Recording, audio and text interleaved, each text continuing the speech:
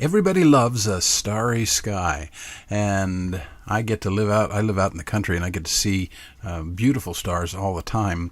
And over the years, I've gotten to where I like to paint them. And so this month on the See the Light workshop, we're going to be doing a starry sky in watercolor, and we're going to create a little sunset effect and add some trees and just have some fun. And this is a theme I come back to pretty frequently, so we'll do more than one of these, but this is a fairly simple and basic one to do.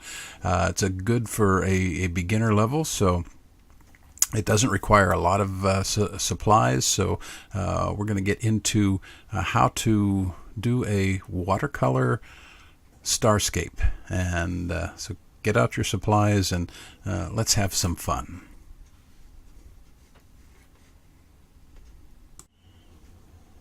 All right, to start, let's get our paper ready. I've got a piece of paper, watercolor paper here, and it's sized at 5 by 7, 5 inches by 7 inches. Nothing magical about that. I just like working in these smaller formats. And so to create that diamond pattern that you saw, I'm going to use some painter's tape.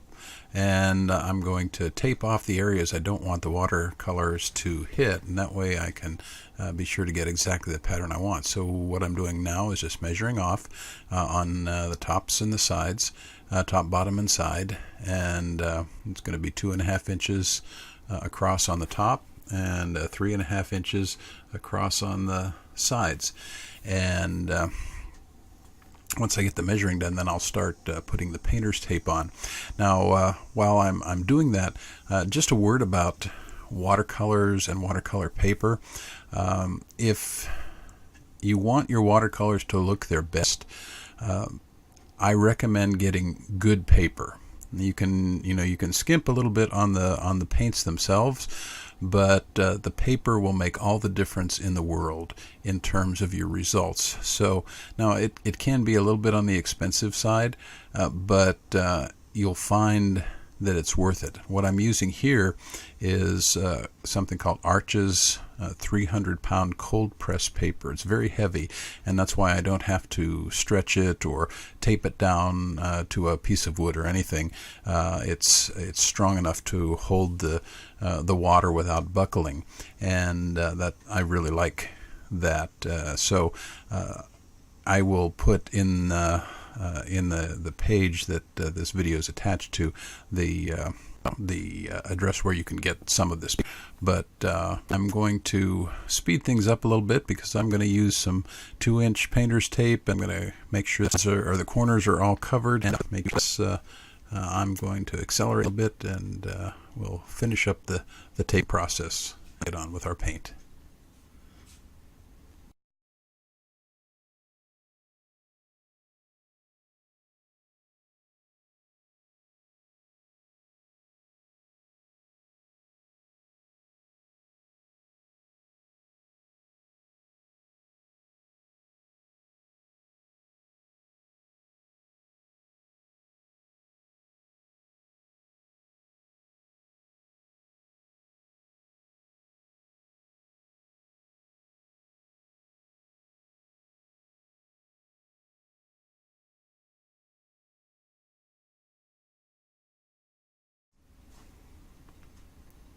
Well, before we start painting, let's do a little show with art supplies.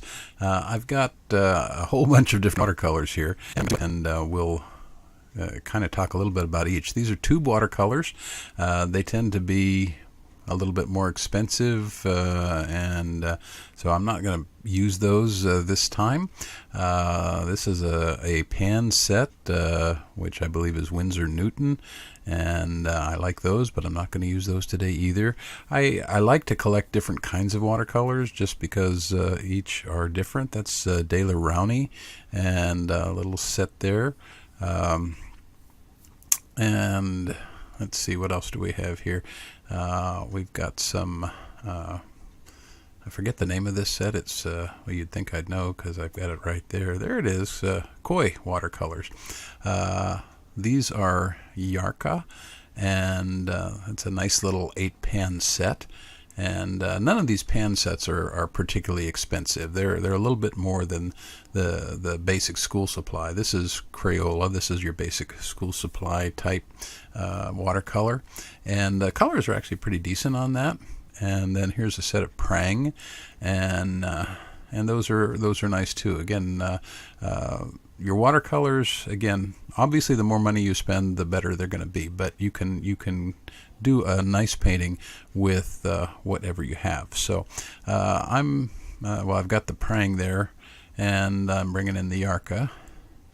And here are the Crayola. Those are the three in the lowest price range, I would say.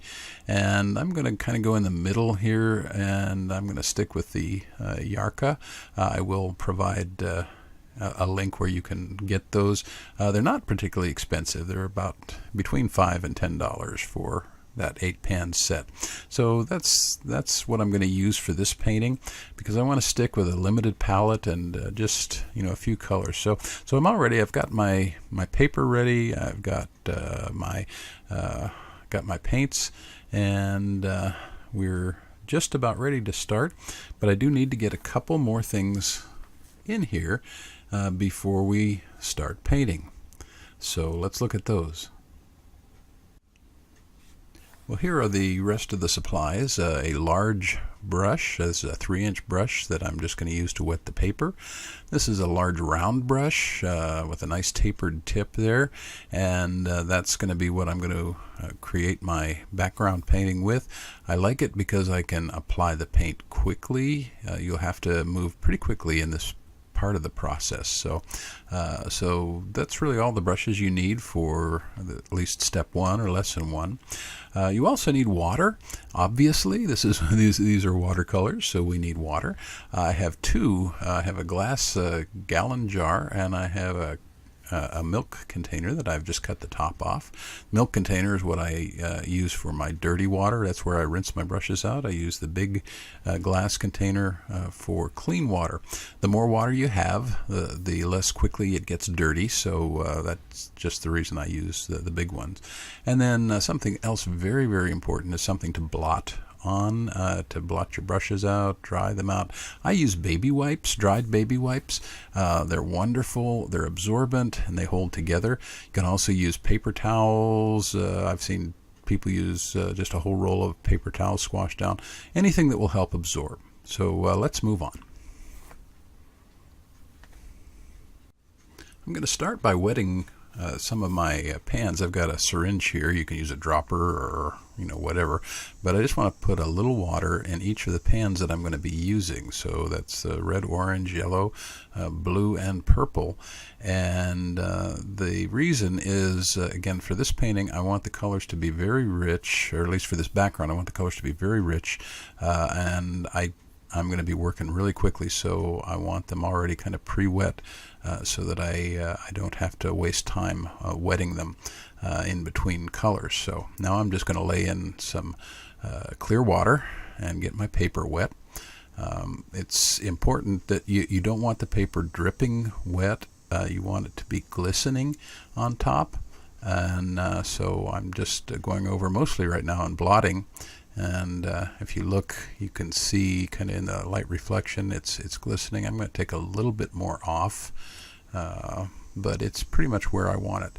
Again, the nice thing about this 300-pound paper is that it will hold the water, so it's not going to buckle, and it's not going to dry out particularly quickly, so you have a little bit more time to work with. Okay, let's start putting some color on. I'm going to start up at the top with a very dark blue. Again, I pre-wet these because I want the colors to be really rich and intense and dark. So we're going to start with the blue right up at the top. And notice I'm not pushing down on my brush. I'm filling the brush with the color, with the watercolor, and then laying it in, and letting the brush and the water and the paper do the work. Right now, I just want to get the colors laid in. I'm going to clean the brush out a little bit and switch over to purple. And actually in this video, you really, in the color, you can't tell a lot of difference between the blue and the purple, but there is a difference between them. It's just they both tend to show up blue in this.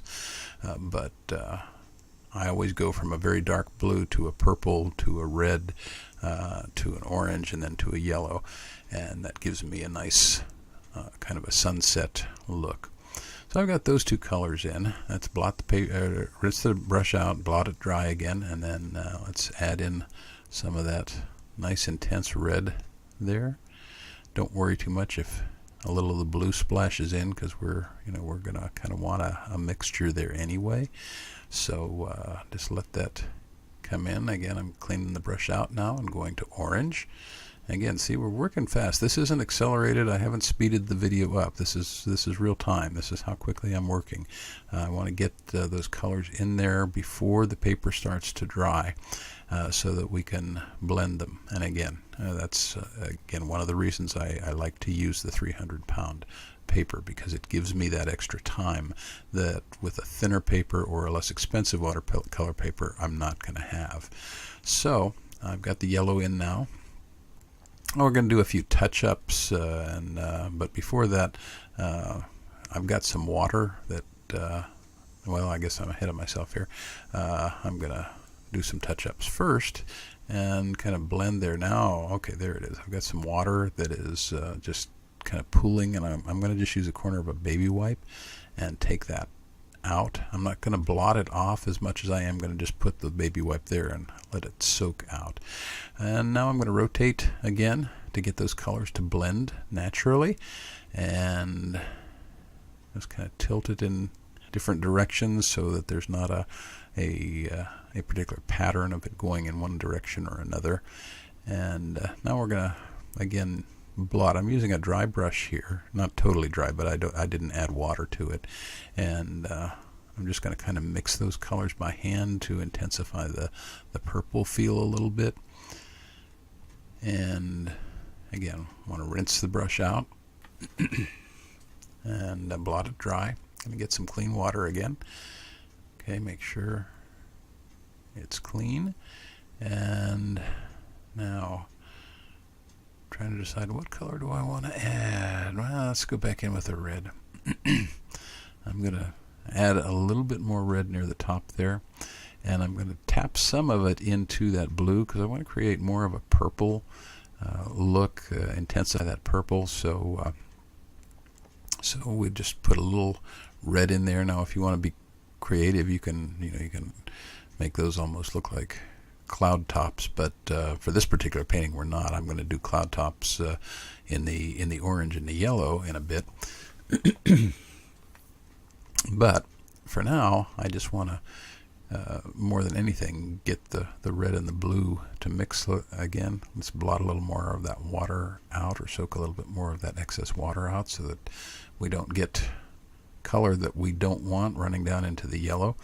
Whenever you're doing a sunset like this, you want to be careful not to let your blue get into the yellow, because then you're going to end up with green, and unless you're doing the northern lights, you don't want green in the sky. So we're not doing the northern lights in this painting. So I'm just going to kind of feather those edges there of the red, and dry again, clean my brush off, come back in again with a pretty much dry brush, and I'm holding it and using the side of it more than anything. And again, let's blot some water off of that, just right off the edge of the paper. Okay, and now we're going to tilt it a little bit more.